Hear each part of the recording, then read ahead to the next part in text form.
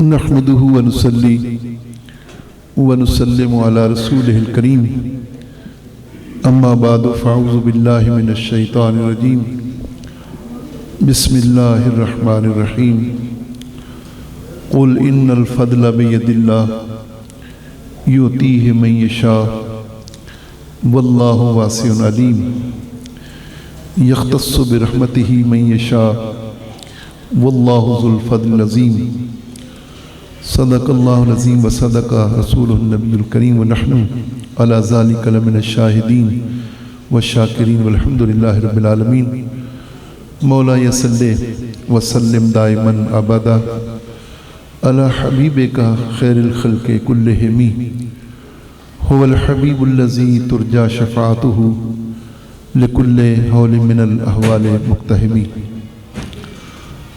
مخدوم و محترم صاحب صدارت جناب فاروق مصطفی صاحب، مرکزی امیر مصطفی تحریک پاکستان، عمائدین تحریک اور نہایت ہی لائق اکرام مصطفی ساتھیوں، آج کی یہ تعزیتی تقریب ہمارے انتہائی محترم اور محتشم رہنما انجمن طلبہ اسلام کے مرکزی صدر سابق مرکزی صدر احمد عبد الشکور علیہ رحمہ و رضوان کے ایصال ثواب اور ان کی خدمات جلیلہ کو خراج تحسین پیش کرنے کے لیے انعقاد پذیر ہے، اور یہ مجلس دعا بھی ہے کہ اللہ کریم ان کی ساری زندگی کی جد و جہد کو، کوششوں اور کاوشوں کو، مساعی جمیلہ کو جو انہوں نے انجمن طلبہ اسلام کے پلیٹ فارم سے اور المصطفیٰ ویلفیئر سوسائٹی کے پروگرام سے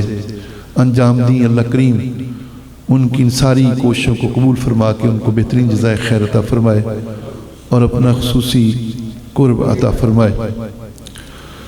میں نے سورہ آل عمران سے 2 آیتیں پڑھی ہیں۔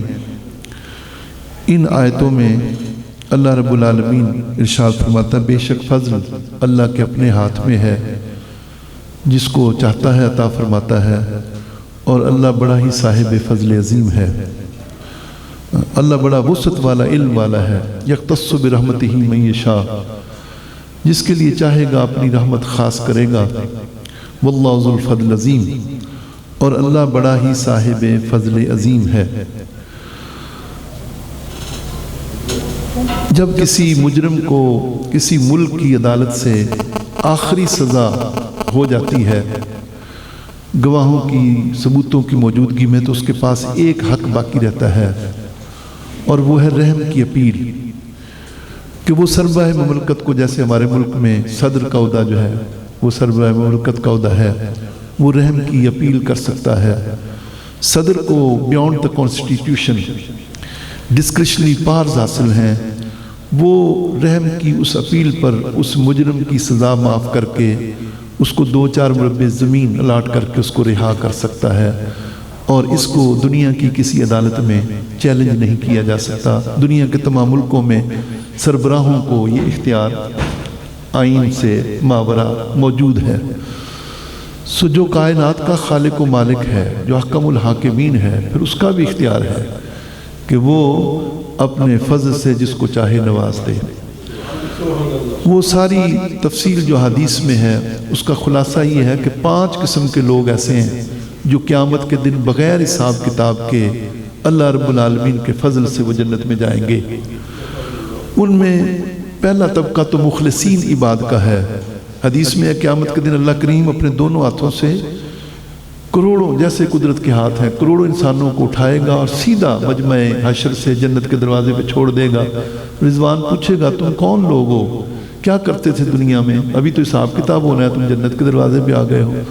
تو وہ کہیں گے کوئی خاص بات نہیں ہے، جو بھی کام ہم کرتے تھے اللہ کی رضا کے لیے کرتے تھے، کوئی منفعت، کوئی شہرت، کوئی دولت، کوئی مفاد وہ ہمارے پیش نظر نہیں، اللہ کو راضی کرنے کے لیے ہر عمل کرتے تھے۔ تو رضوان جنت کا دروازہ کھول دے گا کہ مخلصین عباد کا یہی مقام ہے کہ ان کو بے حساب جنت میں داخل کیا جائے۔ پھر صابرین عباد ہیں، ان کے لیے حدیث میں آتا ہے کہ قیامت کے دن اللہ کریم ایک درخت ہوگا، شجرۃ البلا، تو ایک فرشتہ ندا دے گا، وہ لوگ جنہوں نے راہ حق میں بڑی اذیتیں، تکلیفیں، مصائب، شدائد برداشت کی، وہ اس درخت کے نیچے جمع ہو جائیں، وہ جمع ہوتے رہیں گے، اس کا سایہ پھیل جائے گا۔ پھر حضور نے فرمایا ان کے لیے میزان نصب نہیں ہوگا، ان کا نامہ اعمال نہیں کھولا جائے گا، ان پر اللہ کی رحمتیں برسنا شروع ہو جائیں گی۔ اور حضور نے پھر سورہ زمر کی آیت پڑھی کہ وہ جنت میں داخل ہوں گے، انما یوفی الصابرون اجرهم بغیر حساب، بلا شبہ ہم صبر کرنے والوں کو بے حساب اجر دیتے ہیں۔ تو یہ صابرین عباد ہوں گے جو بے حساب جنت میں داخل ہوں گے۔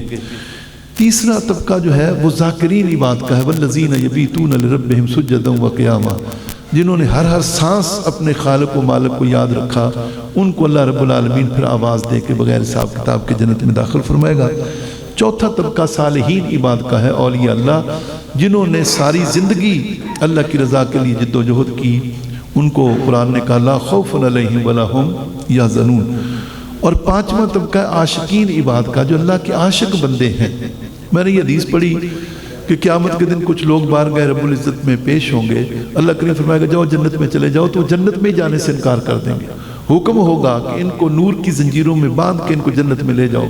تو محدثین نے لکھا یہ کون لوگ ہیں جن کو زبردستی جنت میں لے جایا جائے گا؟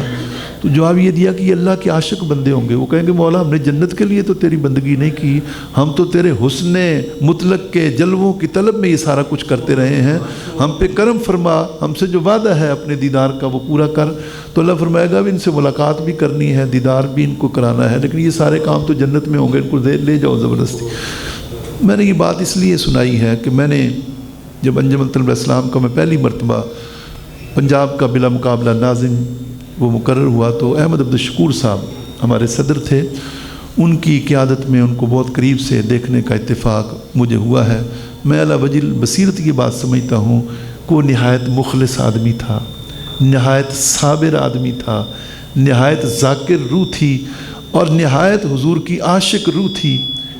اور میں سمجھتا ہوں کہ جس اخلاص کے ساتھ، جس استقامت کے ساتھ، جس صبر کے ساتھ انہوں نے مشن کی خدمت کی ہے جی، اور بڑے مشکل حالات میں۔ آج تو حالات بہت مختلف ہیں۔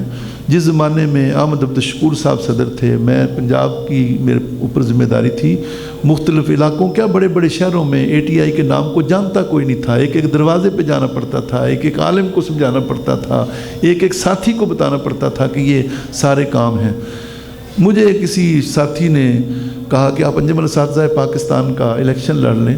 میں کہ میں اس کے لیے ذہنی طور پر تیار نہیں، اور نہ میں نے اس کے لیے کوئی پلان کیا۔ کوئی بھی کام کرے تو پلاننگ کے ساتھ ہونا چاہیے۔ تو وہ مجھے کہنے لگا ہم نے آپ پر بڑی انویسٹمنٹ کی ہے۔ تو مجھے جلال آ گیا، بڑے بیوقوف لوگ ہیں آپ، کیا انویسٹمنٹ کی ہے؟ جی ہم نے اپنی جوانیاں انویسٹ کی ہیں انجمن طلبہ اسلام کے لیے، ہم نے اس تنظیم کو کونے کونے میں پہنچایا ہے، اپنی زندگی کے قیمتی لمحات اس کے لیے وقف کیے ہیں، ہم نے جیلیں برداشت کی ہیں، تشدد برداشت کی ہیں، سیکریفائس کیا ہے اس تنظیم کو کونے کونے میں۔ اس تنظیم کی ہم انویسٹمنٹ نہیں ہے، انجمن طلبہ اسلام ہمارا اثاثہ ہے، ہماری انویسٹمنٹ یہ ہے۔ تو میں سمجھتا ہوں کہ احمد عبدالشکور جیسے رہنما وہ لوگ ہیں جنہوں نے اپنی زندگیاں انویسٹ کی ہیں، اس گلشن میں بہاریں آئیں، یہ گلشن پھلے پھولے اور آگے بڑھے۔ تو ہمیں ان کی خدمات کا کھلے دل سے اعتراف بھی کرنا چاہیے، اور ان کے لیے جب کبھی بھی کسی جگہ ATI کے احباب اکٹھے ہوں تو انہیں یہ خیال رہنا چاہیے کہ ہم نے خیرات میں یہ پھول نہیں پائے ہیں، خون دل سبز کیا ہے تو بہار آئی ہے۔ کچھ لوگوں نے اس کارواں کو بنانے کے لیے اپنا خون جگر دیا ہے، تو یہ رونقیں ہیں، اور اللہ رب العالمین اس گلشن مصطفائی کی رونقوں کو مزید ترقی عطا فرمائے۔ ہم ان کی بلندی درجات کے لیے دعا گو ہیں، اللہ کریم ان کو اپنے قرب میں جگہ عطا فرمائے، اور آقا دو عالم علیہ السلام جن کے عشق کی شمع جلانے کے لیے وہ ساری زندگی کوشاں رہے، اللہ عشق رسالت مآب کے صدقے ان کی قبر کو بھی روشن فرمائے اور سرکار کی شفاعت نصیب فرمائے۔ وما علینا الا